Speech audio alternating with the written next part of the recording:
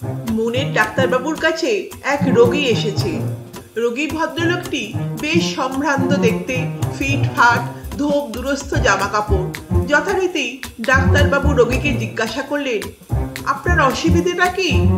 রোগী করুণ স্বরে জানালেন, আর বলবেন না স্যার, আমার কাজকর্ম মাথায় উঠেছে, উপার্জন বন্ধ হতে চলেছে।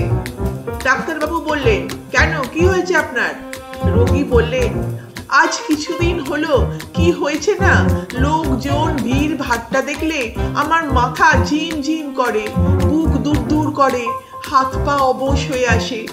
ডাক্তারবাবু বললেন, তাতে কি আসে যায়, যাবেন না ভিড়ের মধ্যে, লোকজন হই হট্টগোল এড়িয়ে চলবেন।